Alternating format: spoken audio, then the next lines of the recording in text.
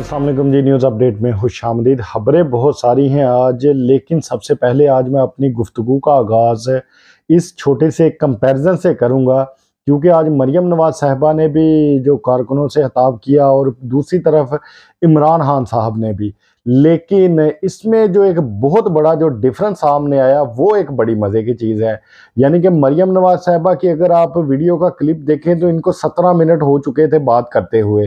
तो जो ऑनलाइन जो लोग देख रहे थे उनकी तादाद थी 119। दूसरी तरफ इमरान खान साहब ने जब कारकुनों से खिताब शुरू किया तो उनकी वीडियो को चलते हुए हो चुका थे 17 मिनट, लेकिन जो लोगों ने उसको देखा था वो बड़ा एक हैरानकुन है।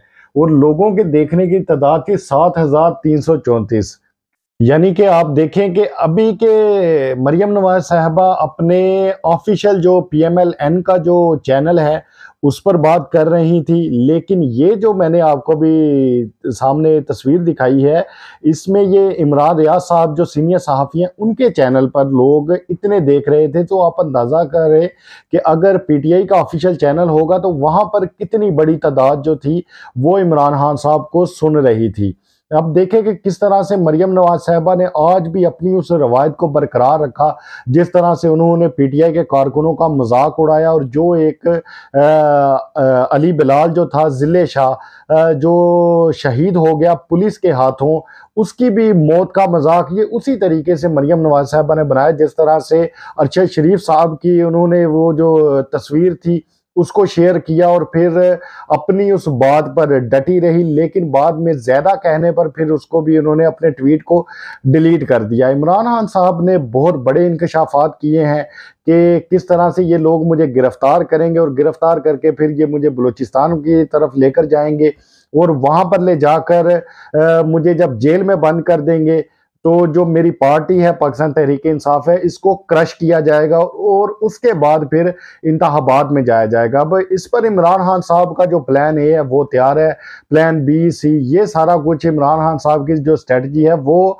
आप समझ लें कि तैयार है। लेकिन इमरान खान साहब को अब पता ये भी चला है कि इमरान खान साहब कुछ एक दो बात से इस वक्त परेशान है। इमरान खान साहब को इस वक्त एक बात की सबसे ज़्यादा परेशानी है और वो ये है, उनको लगता है खान साहब के बकौल ये है कि हो सकता है कि ये इंतखाबात से पहले किसी बड़ी शख्सियत को कत्ल ना करवा दें। एक तो उनको अपना खदशा है और इस पर वो अपनी जो इसके बावजूद जो कैंपेन है वो अपनी जारी करेंगे, इसका भी उन्होंने ऐलान कर दिया। लेकिन उनको एक और खदशा है, वो ये है कि कहीं ये किसी और को कत्ल ना करवा दें और फिर इसको एक ढाल बनाकर वो इंतखाबात से भाग ना जाए। क्योंकि इमरान खान साहब ने अब जैसे ही कल हमने देखा कि अपनी जो इंतखाबी मुहिम थी उसका आगाज करना था और जो रैली थी उस पर मैंने आपको अपनी कल की वीडियो में बताई थी, ये खबर दी थी कि दफा 144 जो थी वो नाफज की गई और ये 7 दिन के लिए थी। लेकिन जैसे ही अब ये कल वाला जो दिन है वो खत्म हुआ तो उसके आज के दिन यानी कि ये जो दफा 144 थी इसको खत्म कर दिया गया। अब देखें कि इस पर खान साहब तो दोबारा से रैली अपनी निकाल सकते हैं और वो फिर से अवाम में चले जाएंगे। लेकिन इस सारे मामले का देखें जो निगरान सेटअप है वो इस वक्त सब कुछ ये कर रहा है, क्योंकि निगरान सेटअप बज़ाहिर इस तरह से लग ये रहा है, क्योंकि खान साहब भी यही बात कहते हैं कि ये निगरान सेटअप नहीं लग रहा, क्योंकि निगरान सेटअप हमेशा से न्यूट्रल होता है। लेकिन इस वक्त ये एक पीडीएम की जमात का रोल जो है वो अदा कर रहे हैं। दूसरी तरफ अब जो इमरान खान साहब ने आज के अपने बयान में बातें की वो बड़ी दिलचस्पी वाली गुफ्तगू थी उनकी। लेकिन अब इमरान खान साहब का जो वारंट गिरफ्तारी है वो जारी हो चुका है कोयटा से और बाकायदा तौर पर पुलिस की जो नफरी है वो भी पहुंच चुकी है और अदालत का ये हुक्म है कि इमरान खान साहब को गिरफ्तार करके अदालत में पेश किया जाए।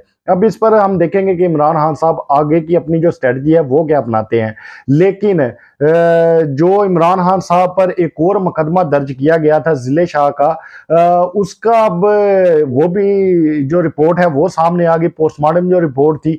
तो अब देखें कि किस तरह से जिले शाह के, हालांकि ये याद रखिए कि स्पेशल चाइल्ड था, लेकिन उसको भी पुलिस ने इतना मारा और सर पर चोट लगने की वजह से जिले शाह की जो मौत है वो हो गई। उसके वाले सारी रात थाने में बैठे रहे एफआईआर के लिए, लेकिन उनकी एफआईआर दर्ज नहीं हुई। जैसे ही सुबह हुई तो वो एफआईआर भी इमरान खान के पुलिस ने अपनी मुद्दत में इमरान खान के नाम पर दर्ज कर दी।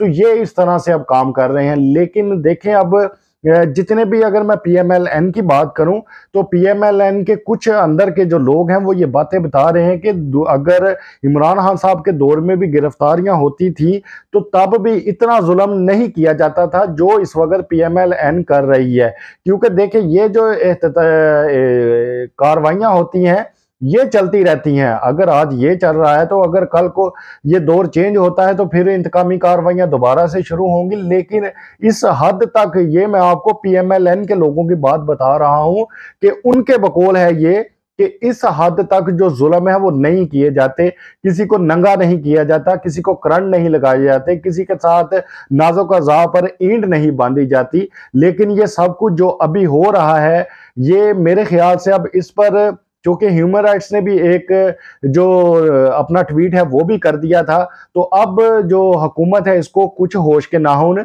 लेने चाहिए और इस तरह की जो इंतकामी कार्रवाइयां हैं उनसे बाज रहना चाहिए। इमरान खान साहब अपनी अब दोबारा से उन्होंने रैली निकालने का ऐलान कर दिया, क्योंकि खान साहब तो अब ये जितना खान साहब को पीछे धकेल रहे हैं खान साहब उतना ही आगे आ रहे हैं। आपकी इस बारे में क्या राय है? आप अपनी राय से हमें जरूर आगाह कीजिएगा। आपसे मुलाकात होगी इंशाअल्लाह ताला अगली वीडियो में। तब तक के लिए अल्लाह हाफिज।